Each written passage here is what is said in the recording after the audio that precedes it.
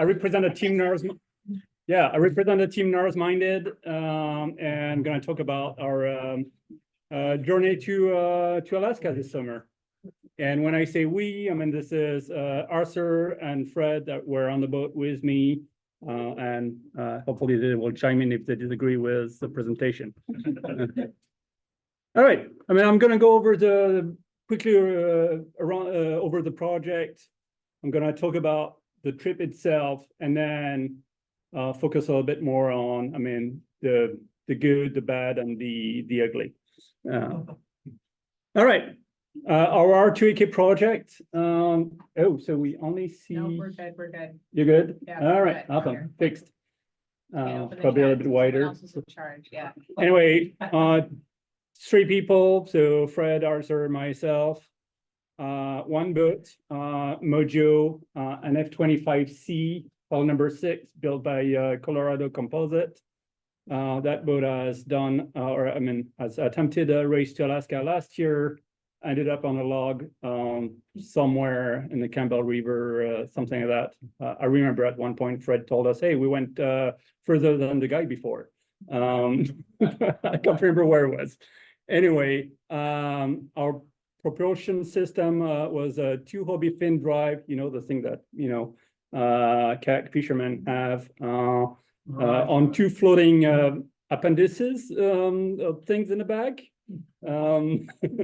And our goal, truthfully, was to finish and be somewhat competitive, be somewhat, happy about the result without. What speed could you achieve with those Hobie drives? I'll get to it. I don't know, 2 knots, something max, real max.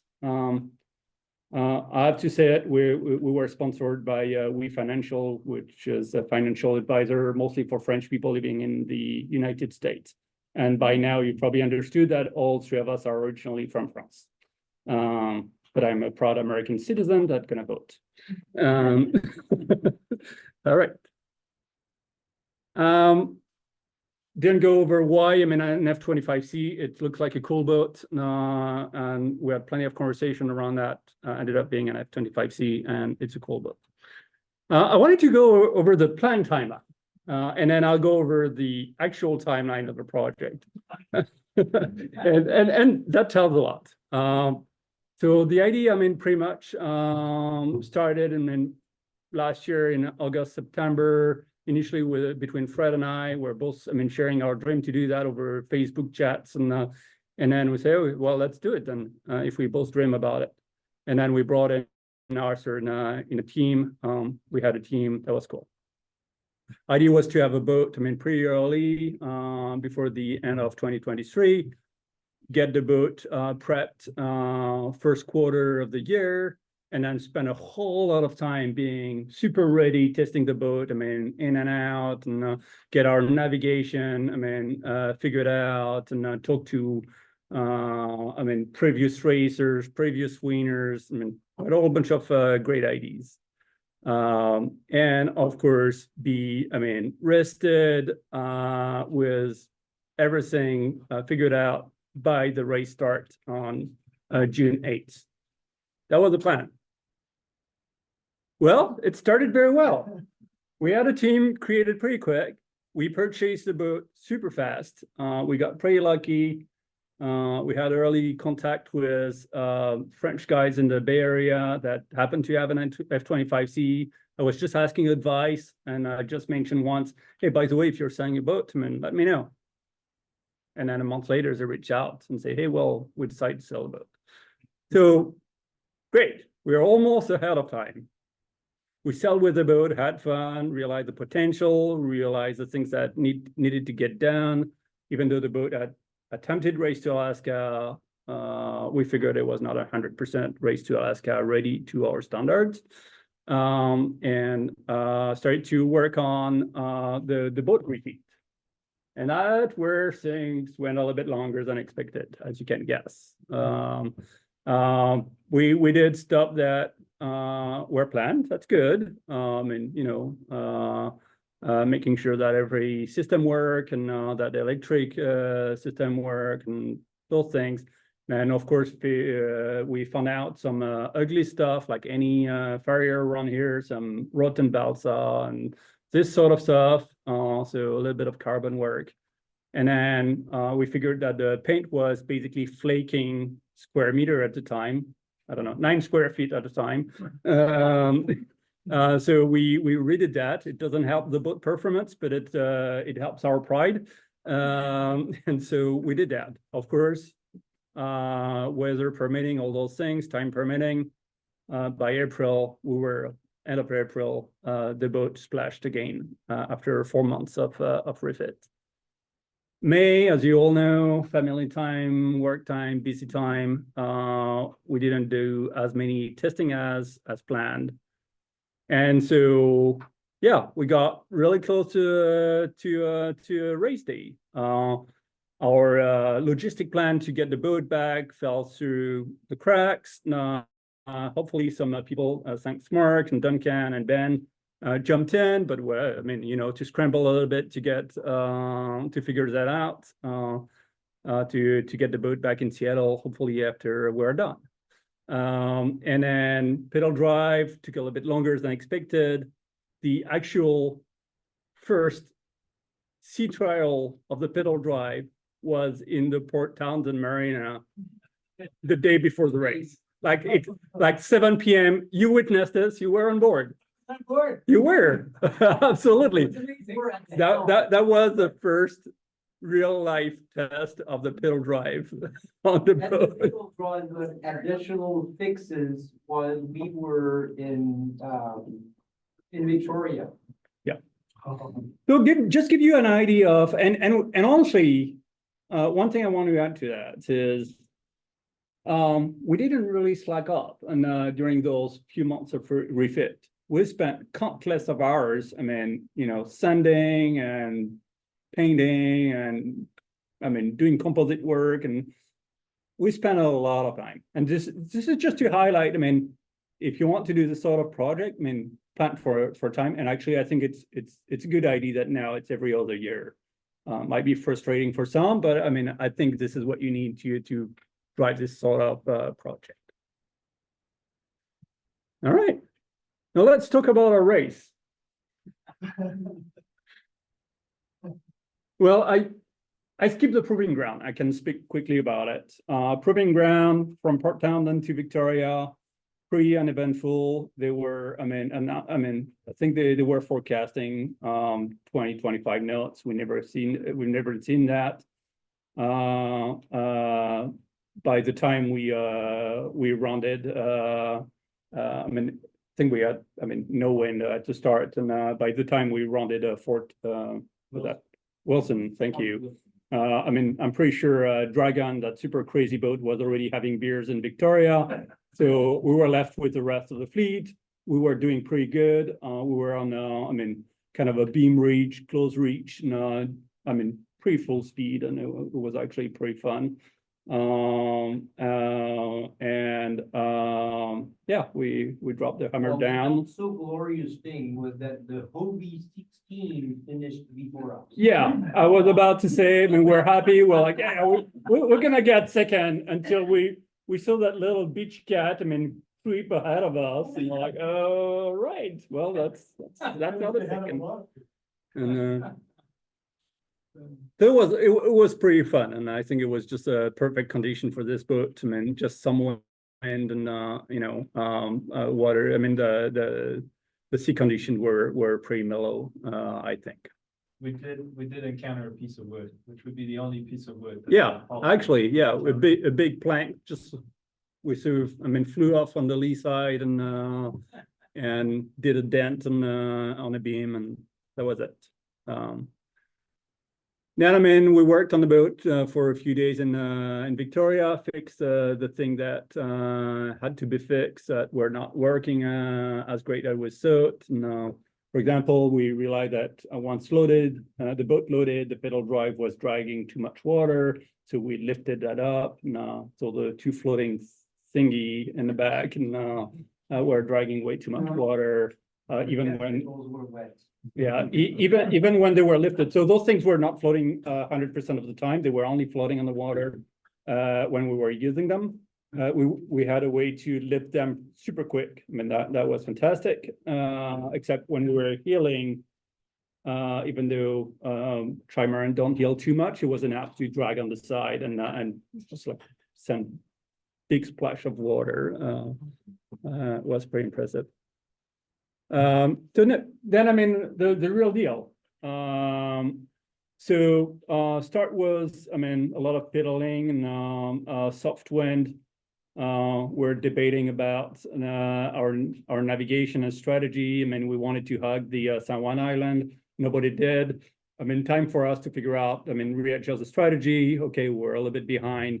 But I mean, passed it for a few hours. I mean, we got our shit together.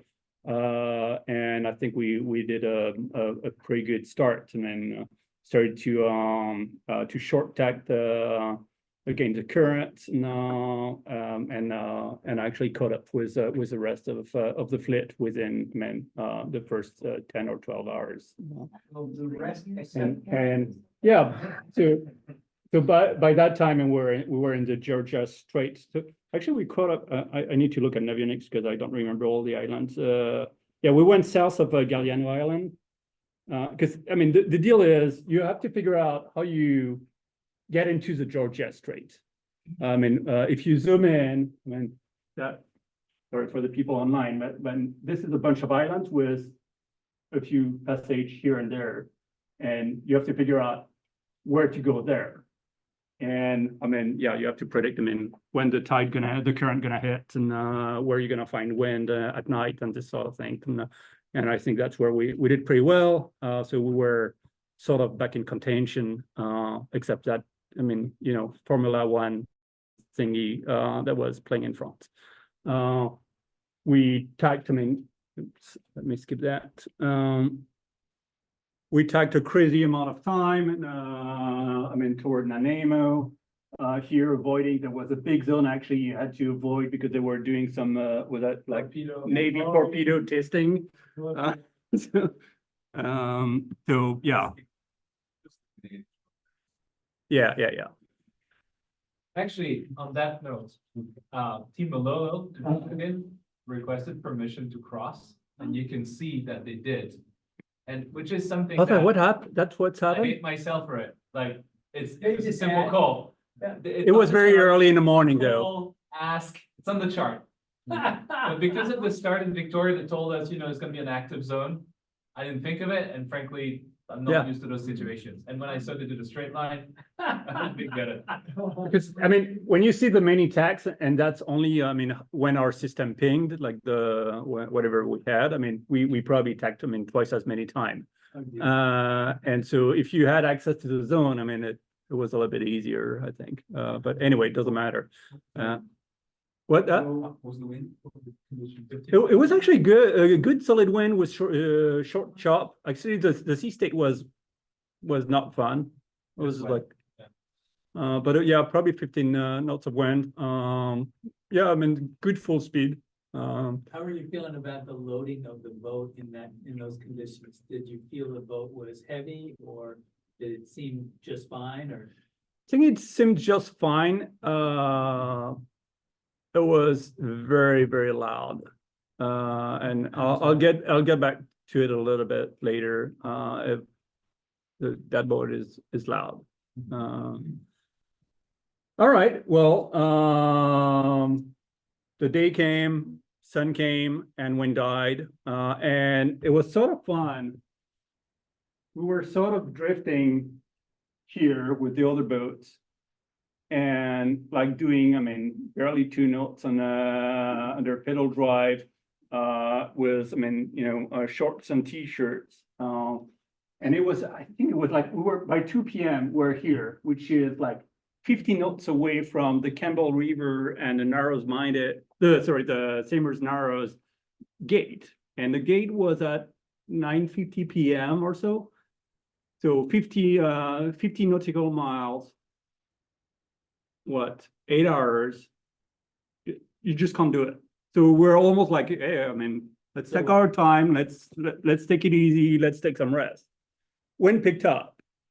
And the next thing you know, I mean, 5 knots, 10 knots, I mean, 15, 20 plus under spinnaker.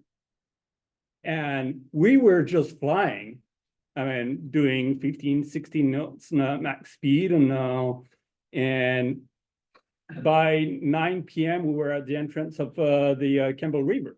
We had to ride a bit live and I was sleeping. He was sleeping, so Haven't seen that. we were just having When fun. I woke up, we had the wind in our face and we were going against the wind. Yeah. So of course, I mean, once you get to the entrance of the Campbell River, to the entrance of the Narrows, you saw like a 5 nautical mile stretch. And it's miserable. There's no wind. I mean, it comes from all kind of direction. We got like to the entrance maybe an hour late or something like that. We were an hour and 20 minutes past Yeah. slack. Every Yeah. guide will tell you, you need to cross, 15 to 20 minutes before slack. So we had missed the to gate. be out. Every cruising guide. Yeah. Yeah. But We need to rewrite those books. I need to ride a racing.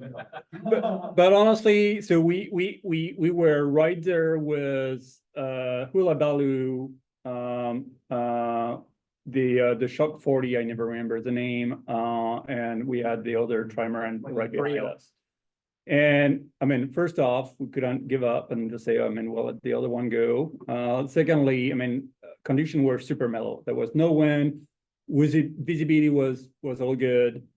And Pitch dark. we could see the walls. Yeah. We could see the navigation lights. So that was the thing. And just make the executive call to say, okay, let's go for it. You could not see the wild bulls. And so we went for it, and beside Fred's VHF casualty that went away floating and still lit up and in the Samers Narrow, nothing happened. I mean, I can't even tell you if there were any whirlpool or anything like that. I mean, so for maybe 15 seconds there was a bumpy ride, and that was it. Yeah. What's So- the VHF? Sorry. The radio. Oh, gotcha. So current was with you? Yes, You were it's pretty much 99% and with you you. were under Well, power at that A time. lot of pedal power. I mean, there were times where, I was like, pedal, pedal, pedal, yeah, pedal. I mean, the current, I mean, the thing is the current, you don't control where it goes. I mean, can go really close to the walls, and so you want to be sort of in the middle and at least have some steering. So that's where I was. I mean, we had 2 people on the back and doing the pedal thing, and I was at the helm and sort of saying, hey, I need some steering, just pedal. And that was just enough to put it back in the main channel, or at least feel comfortable that we were in control. But honestly, that section is short. So Pedal drive. You did one, but it's still. We need to try that next time. not really. It didn't really. No. Did you have any problems with boat traffic or ship traffic? Well, I have a vote on that, actually. The Canadian traffic, they're the nicest people. Oh, yeah. They would call the cruise ships and you could hear that and say, there's Team Narrows Minded in front of you, not even the name of the boat on AIS, etc. They were calling us by team names. Which I thought was really cool. And they had us on more than AIS, because I know Hula Baloo, for example, was Yeah. off AIS at that time and was not responding to VHF, to radio. And so they were telling the Disney cruise and whatever, hey, be careful, there is that big trimaran called Hula Baloo, and that is in this position. Huh. Yeah. So they were just using the R2AK tracker to know where it was? That is my I guess. suspect that. That's my guess. Was I- Hullabaloo intentionally off the AIS? They were saving power. Yes. At the right time. As we should have done the same thing. Anyway. All right, so We'll come to that. honestly, day 1 and 2, perfect, smooth start, I mean, kind of. All right, days 3 and 4.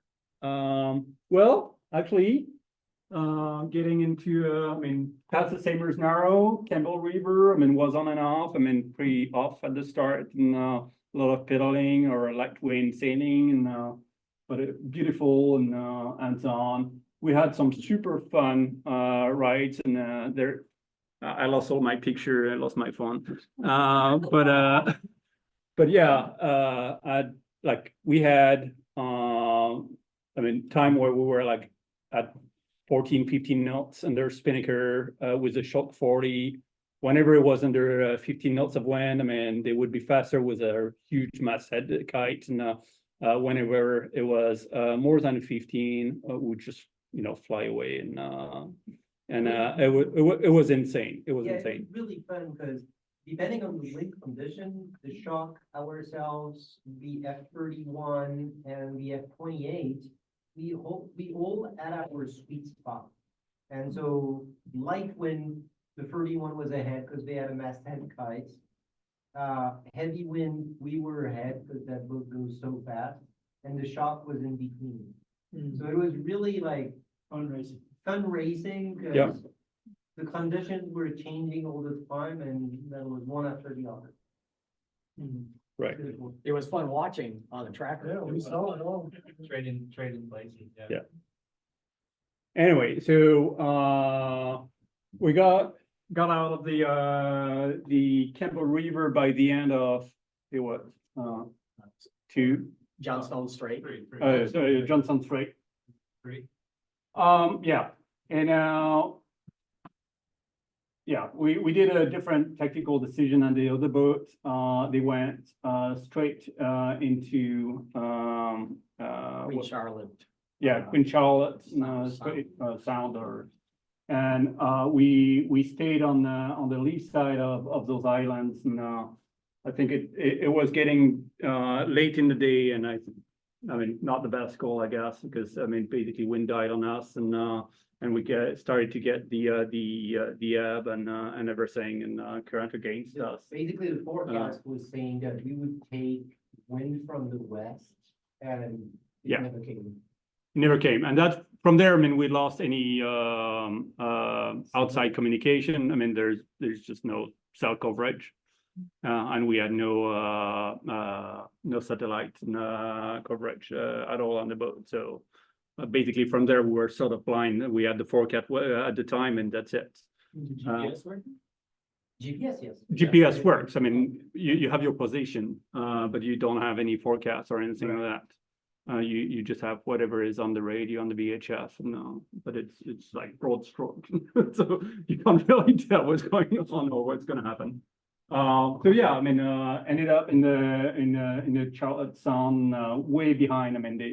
They got like 10-15 miles on nautical miles on us, and that took forever. It was like long hours of pedaling in freaking cold weather. Mist and everything, and it was a little bit miserable. A little bit of frustration, just you were in contagion, the next thing you know, the people are gone, and you're on your own. Bioluminescence. Yeah, and that's where we started to lose. Lose power. Basically what we got from our 100 watt of solar panel was not enough to refill our battery. On the paper it was, but it just turned not to be under the condition we were on. And so we started to struggle a little bit. So we didn't have, full navigation and those sort of things. So that. Question for you though, on the battery and that, what do you think the biggest draw was?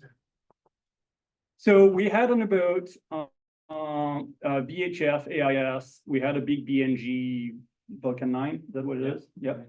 And a few other systems. Of course, the anemometer and this sort of things. A separate computer, which is the ship module that we use for map And rotation. So if we want to have instruments and if we want them to be accurate, it's the BNG, it's the ship module.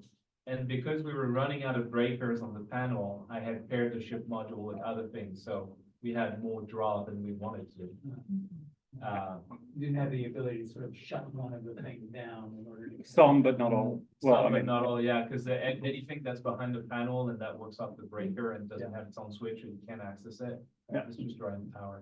But the battery itself, it was a lithium iron phosphate battery, is a self-heating battery. So to charge fast, it keeps its temperature at 23 Celsius. The problem is it drains itself in the process. So that's the biggest draw in my opinion. And on the way back, we had the What AGM. kind of battery should I use in this? It's the Renogy. It's a Renogy.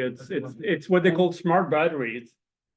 It works fantastic when you're in Seattle. It doesn't work as well when, I mean, weather gets colder and morning temperature is a little bit low and, Well, in Texas. well, I mean, then maybe you need to cool down. Well, I mean, all we're saying is we actually found after the fact. Yeah. Anyway, so yeah, I mean, let's fast track a little bit. Somebody remembers the name of this island? Arizostobal. No, that's not that one. You had Prince, Arizostobal. Price? Yeah, Calvert, I think. Oh, sorry, you're, Yeah. yeah, Calvert. And actually, we had some very good time. We made up some good time. I mean, same thing. So sort of a beam rate here, full speed, flat water. Yeah, I mean, joyride. Got here, and essentially that sort of narrow passage. It was just like it was mayhem. It was just like we jived like 2 times without wanting it. No, wind was coming from all direction, from 0 to 20 knots. And we're like, okay, that's gonna be a nightmare. And so we say, okay, I mean, we just got in. I mean, let's get outside.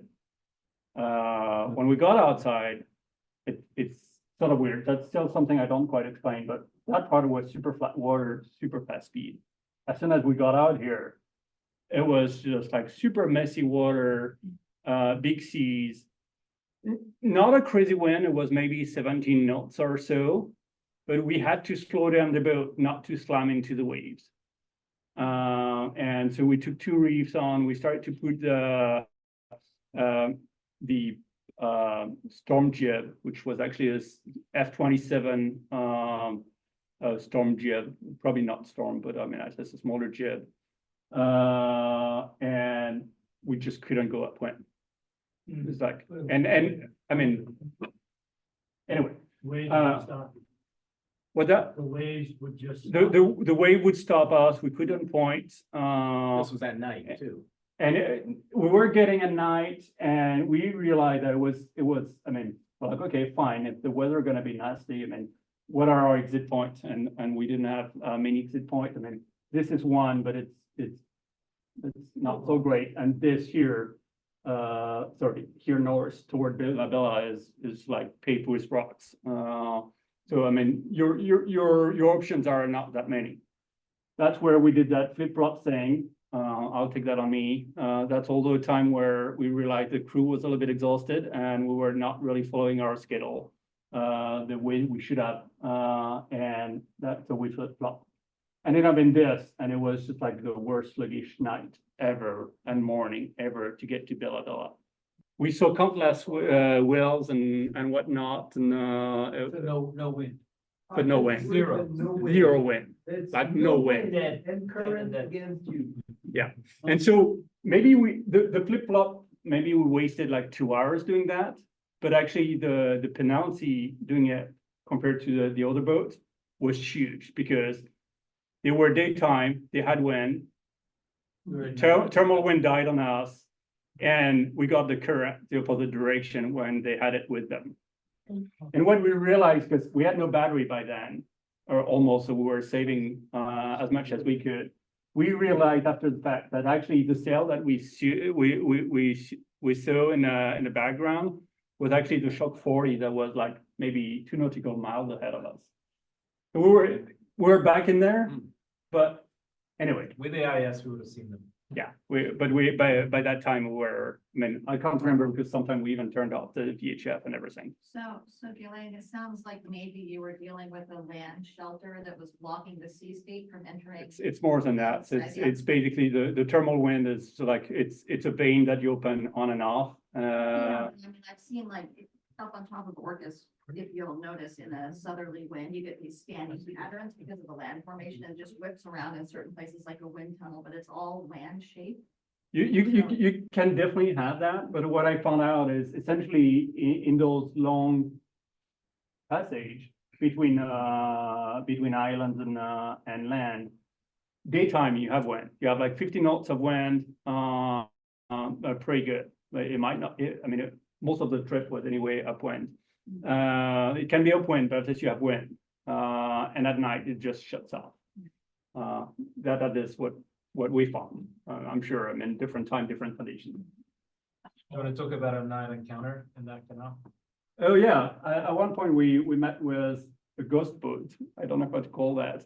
But the perspective at night are always hard, and there was a sort of a light glowing in the dark, and it's hard to say if this is, I don't know, 500 feet away or right next to you. And ended up being right next to us, like, I mean, literally feet away from us.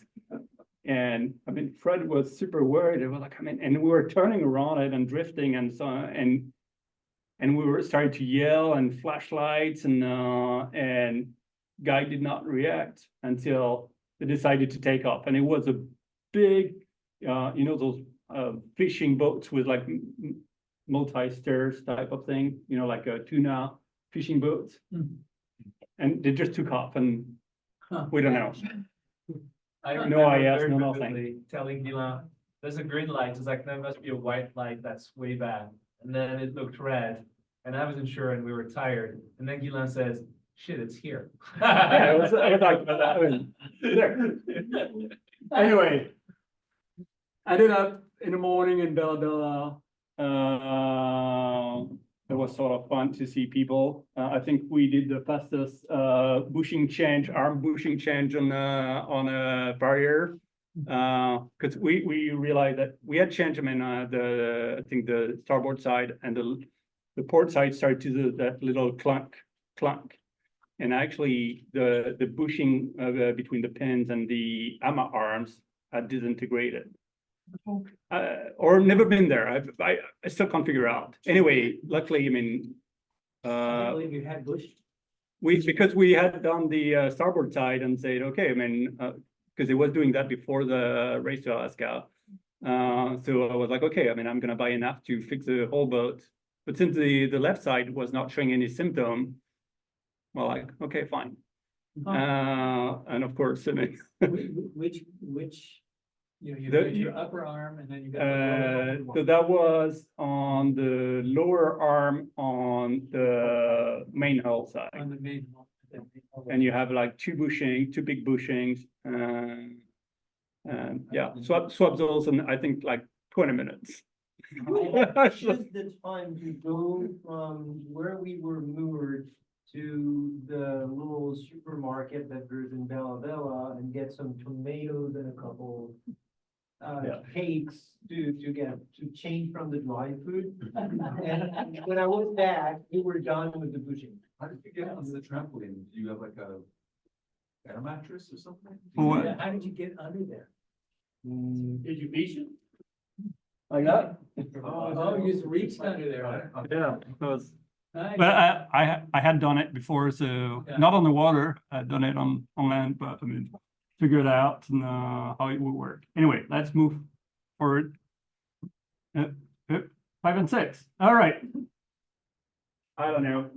This is Aristotle. Yeah, you're right, It's sort of a blur for me. I can't even remember what happened there. I mean, mostly drifted at night and sailed during the day, I guess. Maybe some backward drifting and actually that's where we figured actually our pedal drive was not probably really fast enough, and so optimal speed was maybe 2 knots. Tired was maybe 1.4, 1.5, and that's where you're right at the edge where you realize, I mean, is it worth it to spend all that energy to try to move forward rather than, drift and, wait it out and, in a couple hours, the tide will push us in the right direction. So It it's, was so damp that Yeah. it was not raining, but water was dripping from the main. And under the dry suit, I felt like I was wet. I was dry, but I felt like I was wet. It was super cold.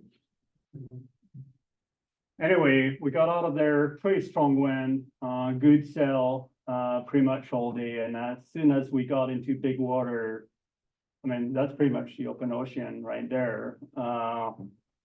Huge seas. And same thing, same story. I mean, not a crazy wind, maybe 18, maybe 20 at time, and nothing insane.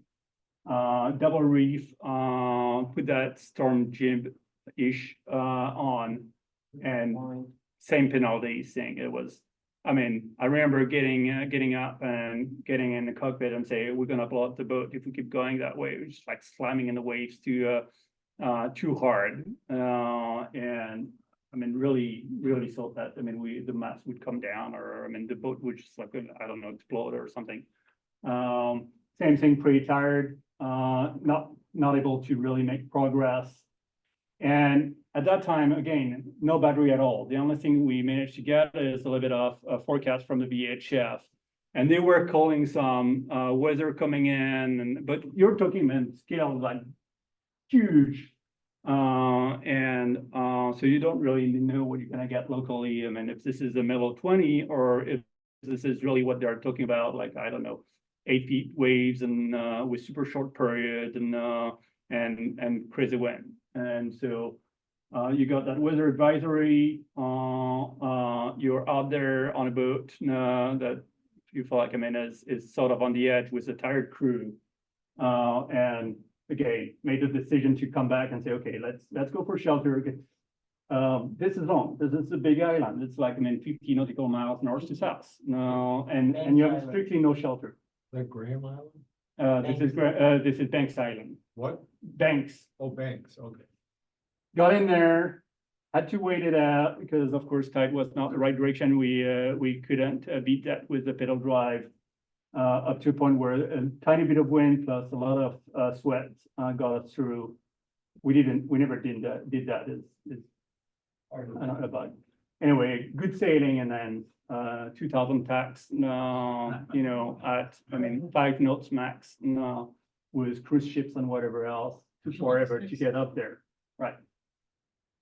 So that's during the day then? That was during the day. By the time we got up here, I mean, we were down to 1 battery bank for a mobile phone. That's So- one thing before you move So on. we were literally allowed to look at our position. I think it was like every 2 hours. Yeah. That's sort of the norm. We say, okay. Because the sacred iPhone. But just before you move on, there's one thing you haven't mentioned, which is you fixed the rudder in those waves of that nasty weather.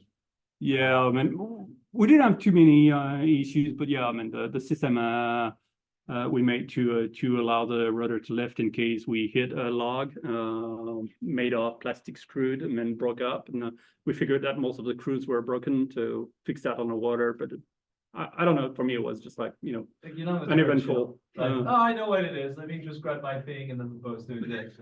It's just very chill. Yeah, he was totally faking it, you know. In a good way. Was this a dagger type cassette that you? Yeah, we have a dagger board, and initially it was like a closed cassette, and that's actually what caused the previous crew to finish the race, and because the log went with a rudder, and instead of just opening up the cassette. So we had like a sacrificial screws, with the sacrificial screws with the pressure on and a little bit of excessive weather helm on the boat. I mean, probably Do you you know. think that was part of the inability to point? No, I don't think so. No, it causes fatigue in certain conditions, but Do you think the F-27 jib was maybe just Something not like size and that, right? position appropriately with the fairleads that we're working for the So boat. much twist. It's also Yeah. light trimaran trying to punch the waves. Yeah, it's You can't go upwind. yeah. Yeah. Yeah. Anyway, to sort of finish the trip, ended up at night. I mean, doing what I've done most of my life, and then working with navigation lights and you know, trying to point at the star and say, okay, if I'm in follow the star, essentially I'm going straight, and kind of. I mean, you have to switch stars once in a while. I mean, well, It was beautiful. it was beautiful. It was not fast. And then in the morning, we end up here, and we're, I don't know, what, 50 miles from the finish line, or 60. Yeah. But we're doing like 2 knots. And the wind was blowing for 5 minutes, and we're like, okay, we are sailing. Okay, let's pedal again. And it would be like cycles of 5 minutes. It was just exhausting. Up to a point, I was like, I thought we can put a screecher on and go upwind with a screecher. And we put the screecher on and I'm pretty sure it's not the genius idea, it's just the wind happened to be a little bit more stable at that time. It was probably mid-morning and we started to fly. We're like, doing 7-8 knots suddenly. And that long stretch you see here. I'm pretty sure we didn't change direction until here. That's where, the only true issue we had is the shackle on top of the screecher just gave up and the screecher went flat in the water. Like, We were doing 12 knots and all of a sudden I heard ping. 2 seconds later, we had the screecher in the water. We were like, what happened? and 20 minutes later, we were back sailing. Like within minutes, we had the screecher on the trampoline, Arthur up the mast, getting because of course your halyard stayed up there. Get the halyard back on deck, switch the shackle, send the whole thing back. Yep. I still have that shackle. We were just so like eager to finish it. We were like, okay, we got some wind, we got to finish that. And the end was a little bit of a mix of course, in the dying wind, late at night, late in the evening, and wind was dying, a little bit of pedaling and stuff. Ended up in Michigan, relieved and happy, and was a fantastic welcome. It was fantastic to see people there and see Mark, see others, and my wife happened to be there. It was a surprise. Was great. All right, taking way too much time. So, all right, let's get to it. I covered some of that. Good. Mojo is good boat. Nothing to say. Solid boat. Crew. We all have our personalities and ups and downs and things. Fantastic. And we made it happen. We still talk to each other. Nobody died on the boat. Great. The summer sea salt, the saucisson was fantastic. Where did you get your saucisson? Import should not be, we're not allowed to import that to Canada, so let's not say that. We never, oh yeah, we did land it in Canada, but anyway. Well, and some came back. So, all right, gear, tools, equipment, Yes. I think we had the good fall weather gear, never really got cold and beside normal, tools were fine, equipment were fine. And family and community were fantastic, including everyone here. That works just awesome. All right, the bag. Mojo wasn't bad all tested.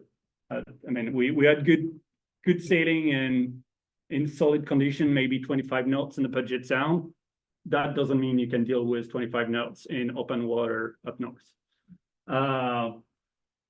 Many things like that. I don't know, our jib fairleads were totally off and for the entire race, it was a bit hard to fix. There were a few tricks in the boat that were not working the way they should, but boat trust, trust in the boat, I should say. That was actually a big deal for me. As a skipper, when you don't know what your boat is capable of, it's hard to keep tracking, for example, in heavy seas.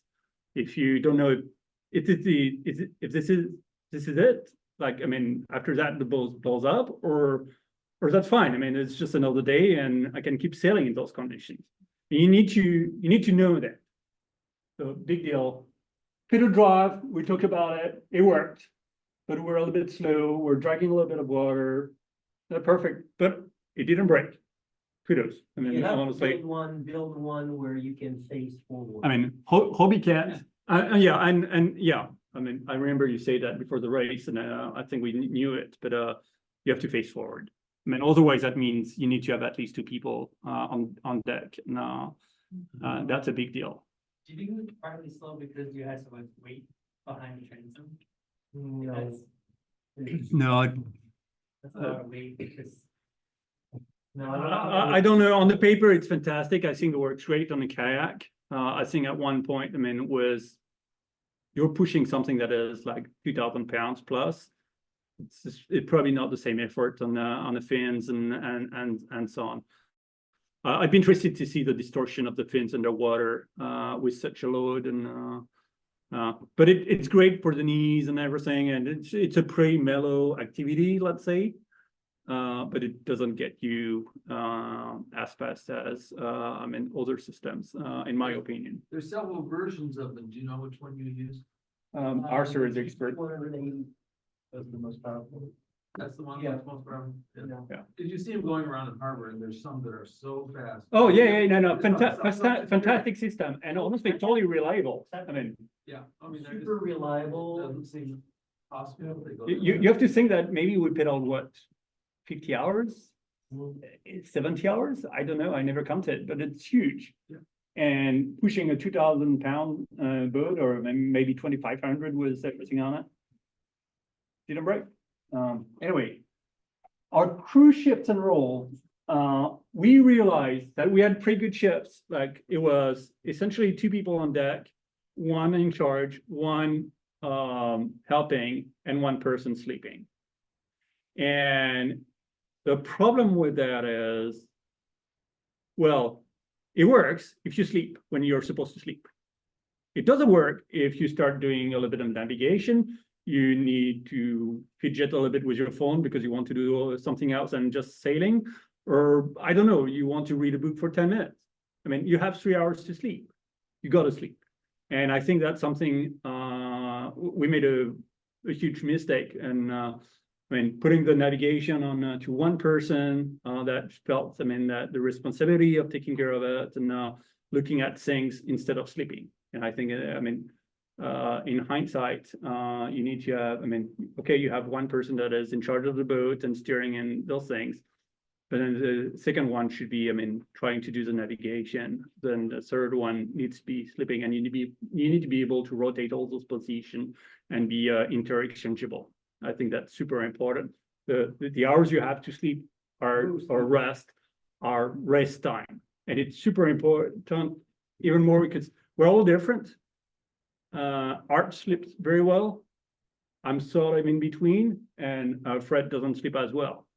And for the people that don't sleep very well, it's hard. So at least when those 3 hours, you need to figure how you can rest as much as you can.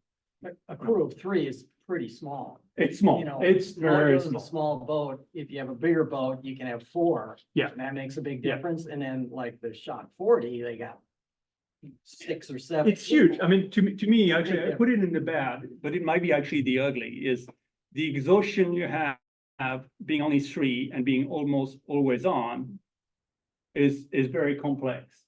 And you'll see in other places. But next one is the lack of perspective, and that's, it's lack of perspective of the environment, generally speaking, the size of the island or the different area you're going through. This thing is more than a day of sailing upwind. So whatever decision you're making is a decision for the next day.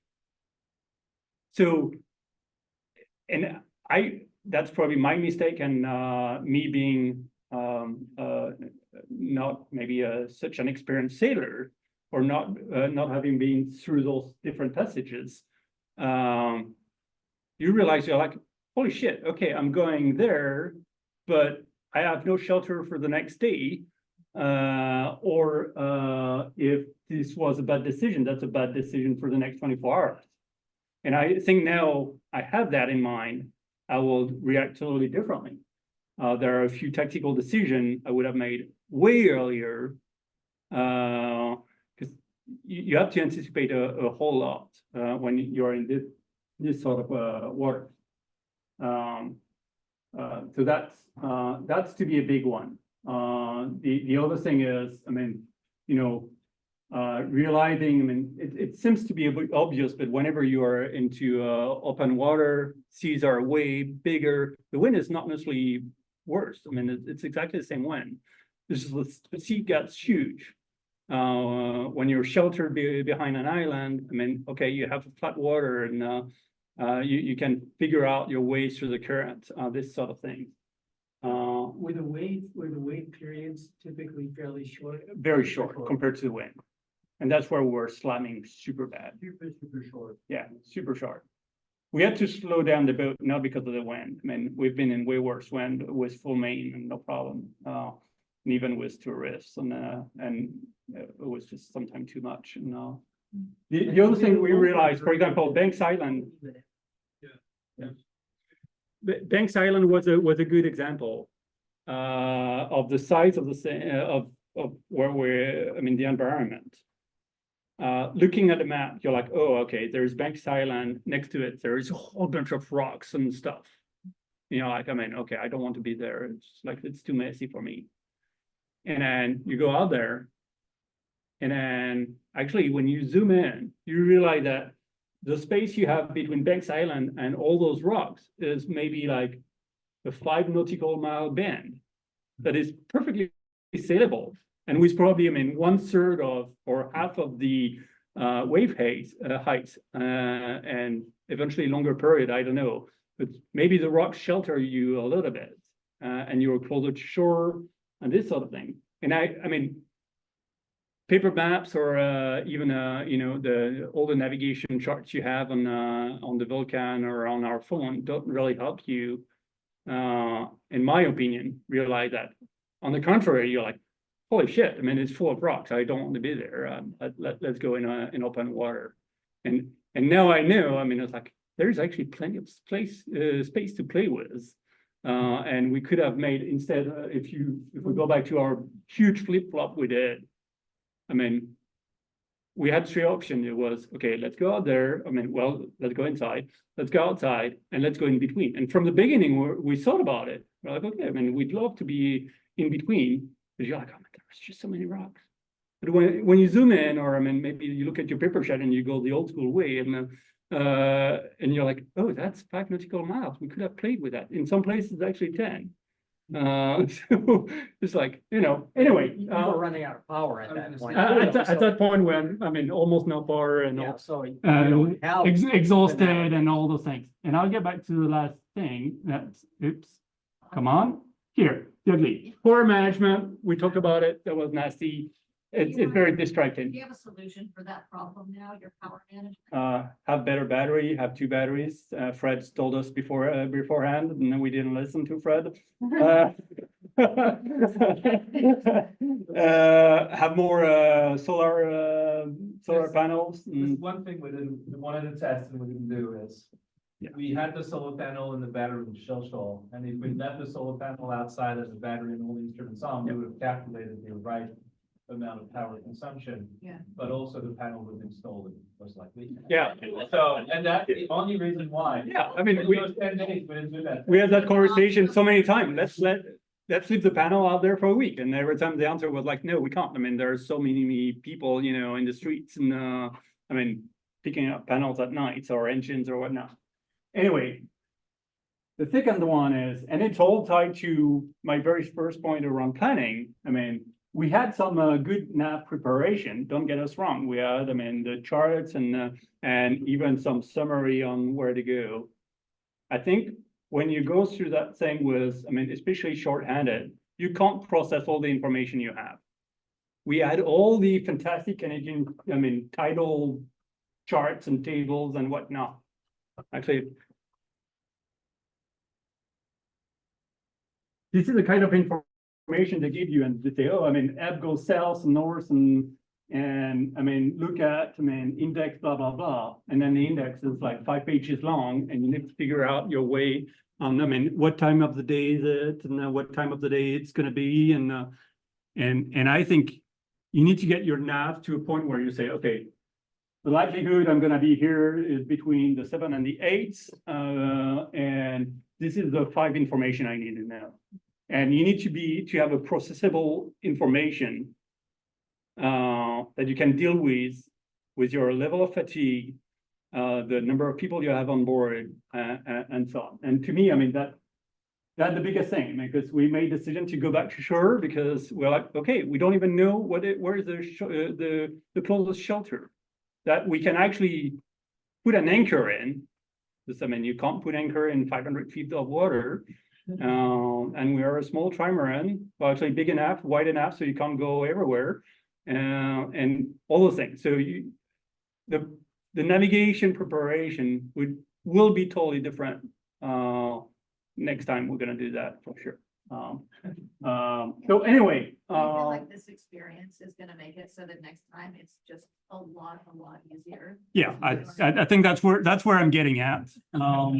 And I'm going to close. I'm sure I went way over time. Hopefully, I mean, narrows minded, we'll see you at Washington 360. In some shape or form. Maybe in a race to Alaska in a few years, who knows? But yeah, it was a fun experience, a lot of learning, maybe not the level of performance expected, but it was great. Big thanks to our captain.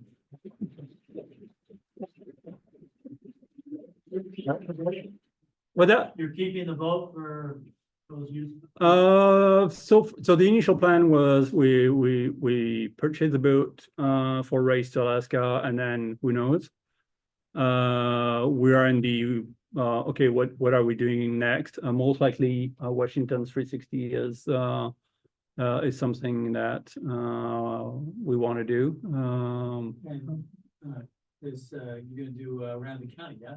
Oh yeah, no, that's we're registered for that one for sure.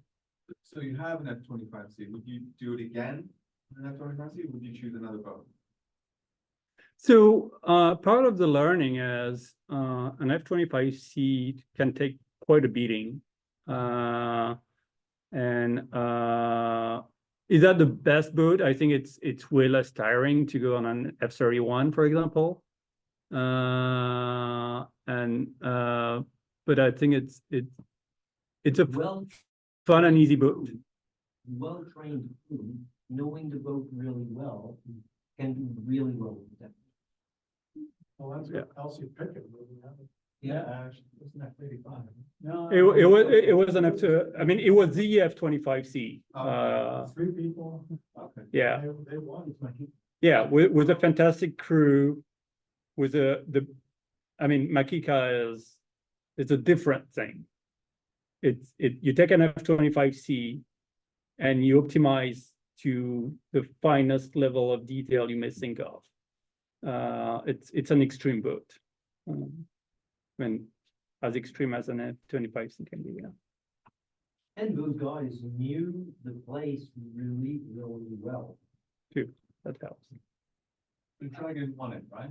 Yes. On the Oh. third attempt? Miles of- It was their third attempt, I think. Yeah. But I mean, it was a mellow year, quite honestly, from a weather perspective. So when you compare that to a rough ducks experience, for example, totally different. I mean, no logs whatsoever. Yeah, that's the crazy thing, that one year where every boat hit a log. Just about, I mean, I think there were big floods. That brought Yeah, that up. yeah, it was a very wet year, and so a lot of logs and floating down the rivers. So you didn't use an auto helm. You had one, but you didn't have enough power and you weren't really used to it, but you think that would help? Eventually to Sure, pedal yeah. backward, it would. Takes a tremendous. Not to pedal backward, but I mean, to pedal backward facing.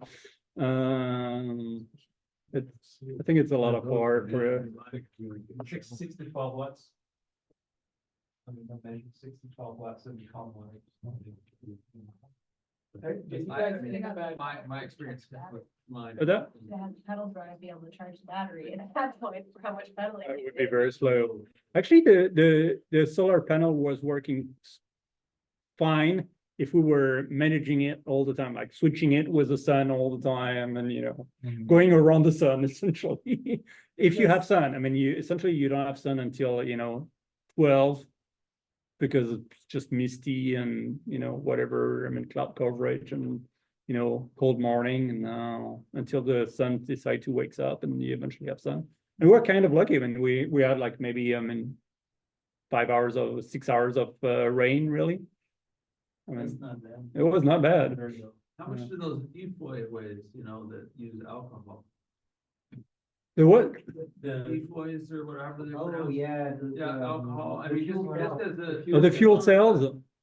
as Well, a- I mean, you have unlimited, you have unlimited power if you do that, but you need to also have a pretty deep pockets. We considered it, it's just $3,000. Wow. Well, plus, Plus the fuel. plus the fuel. Yeah, and fuel's hard to come by, that's, And how many amps would it give you? you can size it for anything. Yeah. well, Yeah, I don't, it was pretty much compared to what we needed. I have a question about the rudder. Do you know what type of, hardware they had when it broke? You put in plastic, but did they put in aluminum or Ian with? Well, it was literally a closed cassette No, I realize. with like, With no kick-up feature. no kick-up feature, so Oh, none at all. not at all. It was, I think by the end, it was like almost, I mean, half-inch, But when you monolithic say carbon. Closed, I mean, the back of it. The back of two it, Flanges with, yeah, It bolts was going not- through. it wa- so it it's wasn't- not- It's not carbon shut on the back. He says it was full. it was literally closed. Boy, So you cut the- it open? Oh, yeah. I chopped off the last 5 inch of the cassette, Okay. and recreated Oh, so something that was you like, made you I put made flanges on. yeah, the Yeah. sort of channel with a kick-up, system. Because Ian had suggested using, aluminum bolts across the back that are cut halfway or 2/3 Yeah, of the way. that's through. that's what I'm Is that gonna do. now? That's what I'm gonna do. I mean, that's what I have, but I was just curious if that had failed the first time around, but it was. No, It's not a system at all, man. I don't know what they were thinking, but having a completely closed cassette, I got. That race. Like says completely closed on my boat, but then no logs where I was. yeah. Great adjustment, the way the system works, you know, in terms of being able to change the brake and rudder and et cetera, without any effort, so I mean, once you, when Well, it's solid, you're sort of stuck, So, right? well, the question we still have is, had we hit the log with the rudder going through the cassette, I'm not 100% sure that we would have managed to push the rudder back in. Yeah. Maybe, Yeah. Well, even if it got stuck halfway Yeah. across. could be. You didn't bring a bigger hammer? What is the name for it survive if you hit a log? It was an interesting story where they literally landed those 3 holes in the log. To release the boat, they lifted the rudder, so it went, sorry, the dagger board. And then they forgot they had a rudder in the back, or I don't know the exact story, but essentially, when the log release it's basically wiped out the whole cassette. No. Actually, it's more than a cassette, is actually the pedestal that is holding the whole thing that, Oh my that God. is, Yeah. went. The cassette was intact. Yeah, oh, the cassette was just fine. Rudder tossed. Rudder was just fine. It's like the whole We whole still have the pedestal same with, The same rudder, it's just a rudder pop. Wow. Yeah, there's a kind of a pod. yeah, there is a tripod Tripod thingy. that has the back.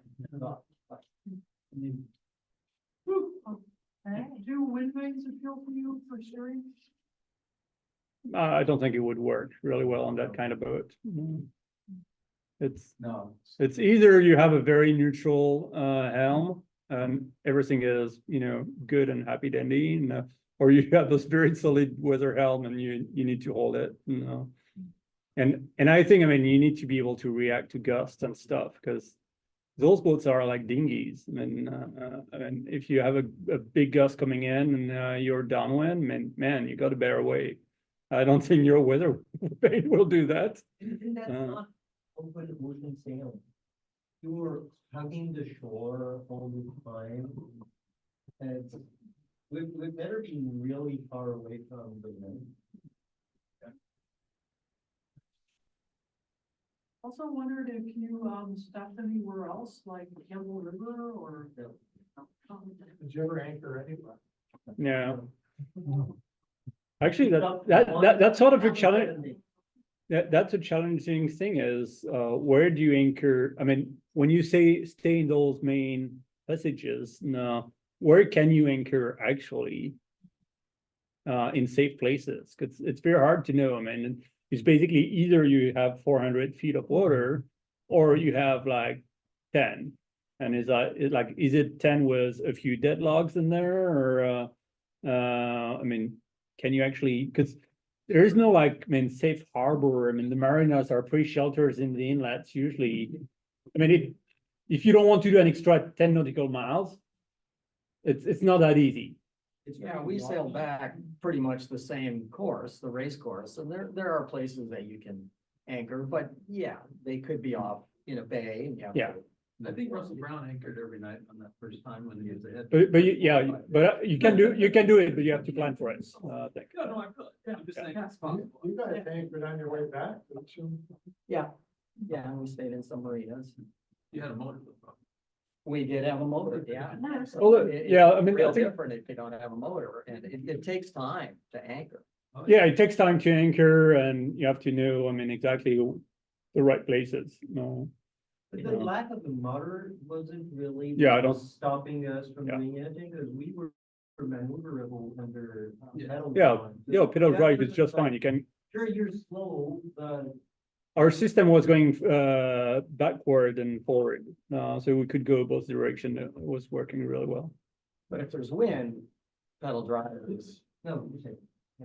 I Yeah. mean, most people have a 9-horse motor. When you have 2 pedal drives, you have a half a horse. Dead horse motor.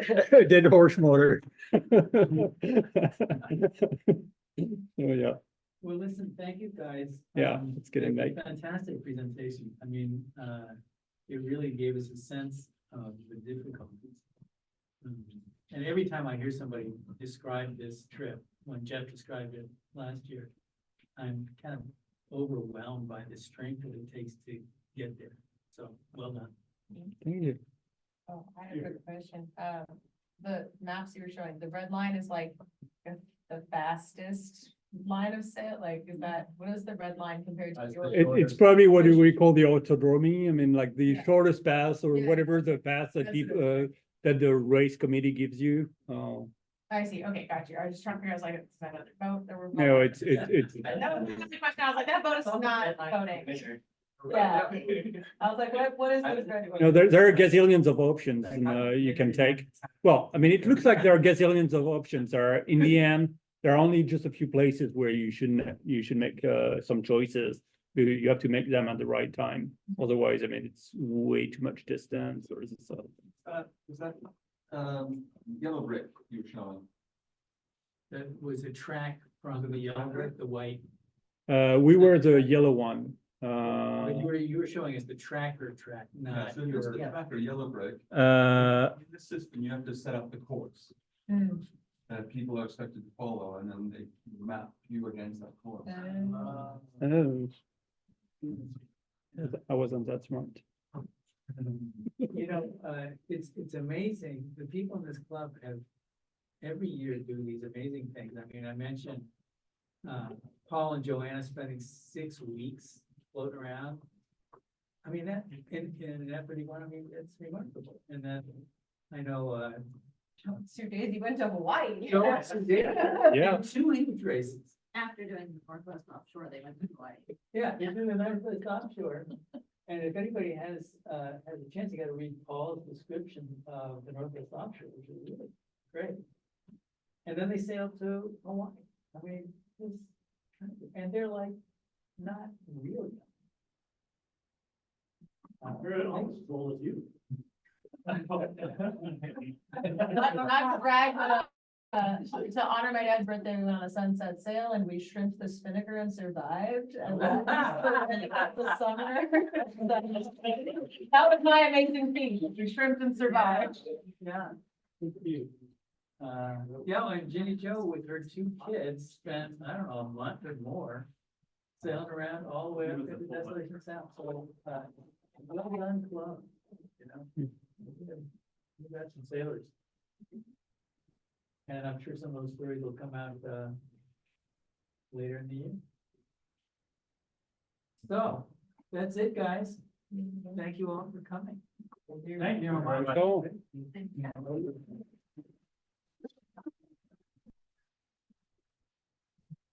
Yeah, the Zoom people have any questions?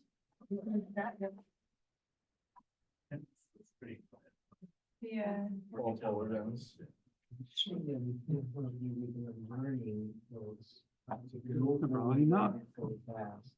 Are there any?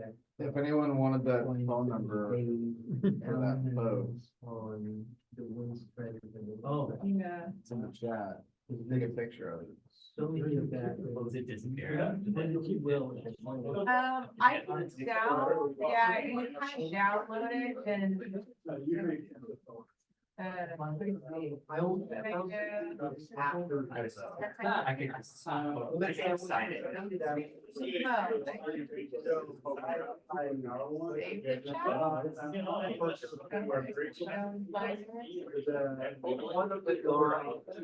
So it gives me a text file and it's basically just like.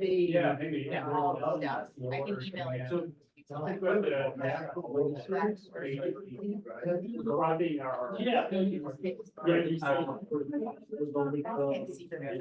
gonna end this Zoom meeting if no one has any questions. Yes, yeah, I can send this information to the whole. Sounds good, all right, I'm gonna. I think I know it. Yes, not that. Just like. Yeah, Paul is here, yeah, it's not, it only goes to the Zoom, but I can send it to the meeting. All right, I'm gonna end the Zoom meeting, thank you all for coming, yay.